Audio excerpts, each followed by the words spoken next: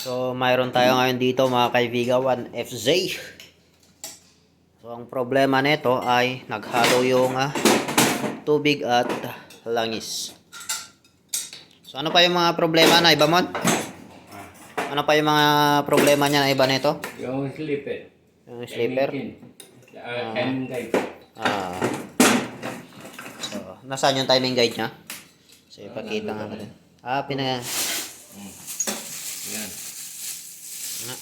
Yan, magpakita mo itong ano. Oo nga, wala na yan. So, ito mga kaibigan, yung kanyang timing guide ay may kain na ng kadena. Ito, kadena tong kumain dito, no? Yan, tumutunog. Oo. Tsaka ito ang kanyang engine support. Ay, yung ginawa natin sa Linderide. Itong piston ring okay pa o anong pa nito? Ha? Wala namang palyado yan. Okay pa to. Walang palyado eh. Yun lang yung tubig eh. So ito daw mga kaibigan ay okay pa yung kanyang piston ring. So yung problema lang ay yung kanyang timing guide at tsaka yung cylinder head ay baluktot. So naghalo yung tubig at langis. So makikita nyo ito yung kanyang secondary ay fan. Tingnan nyo. Dumi naman. Sus, dumi. Kapal oh. So gumamit siguro ng mumurahin na langis to o di kaya bihira mag-change oil. Ganun mangyayari mga kaibigan. Pag gumagamit tayo ng mga langis na low quality. So low quality na nga yung ginamit natin na langis. Bihira pa i-change oil. Wala na. Ganyan mangyayari. Ayan o. So tignan natin yung dito sa loob niya. So ito. Ito yung kanyang bag cover. Ayan. Ang dumi. Halo talaga yung tubig at langis. Ayan, makikita nyo na parang gatas na yan. Yan yung langis na may halong tubig. Ayan, may tubig pang ayan. So ito yung kanyang camshaft.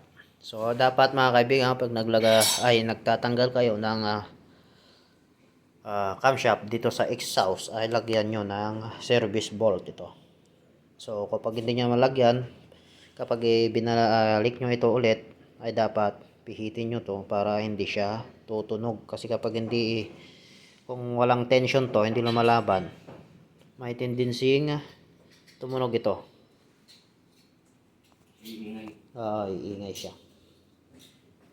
So ito, si Sir Ibrahim ay linilinisan na itong kanyang timing cover at itong kanyang oil level sensor. Ayan. Ito, nahugot to eh. Ha? Nahugot to eh. Bakit? Dikitan mo na lang para Hindi, nahugot nung pagtanggal mo. Ano, pagkita mo nga mahugot pa? Hindi na mahugot na. Dinikitan mo na? Hindi. Walang naman yan eh. So, dito naman yan nakalagay ito. Dito naman yung mga kaibigan nakalagay. Ayan, dito. So, yan yung nag-i-indicate ng ating langis kung low na siya o kung konti na lang yung langis, yan, mag-iilaw yan. So, ito, may floater kasi yan to. Ayan na. Maputol. Yung kanyang floater. Parang bangka-bangka niya.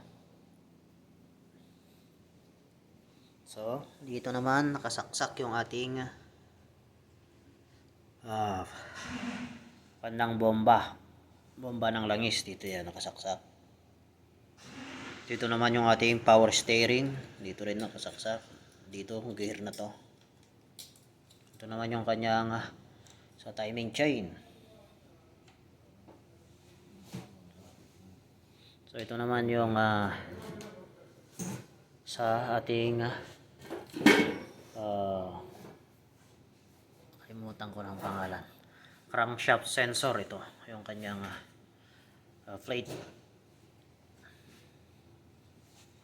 So dito yan sa ilalim nakalagay dito. Nakaganyan dyan. So yun.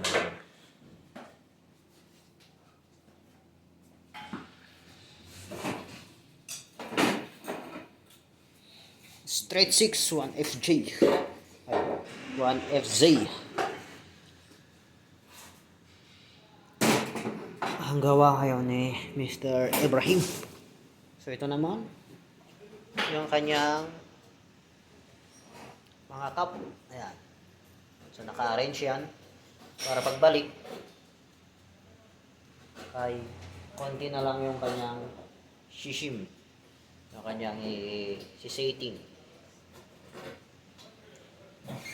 So sa atin kasi mga kaibigan, kapag nagsisetting, karamihan ay sa machine shop na.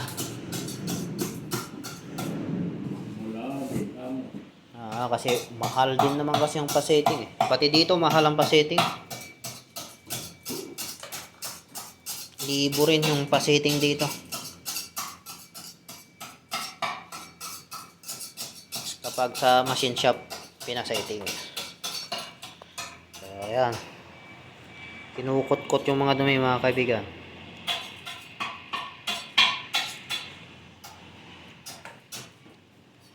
Kalahin nyo yan, kakapal na buhangin.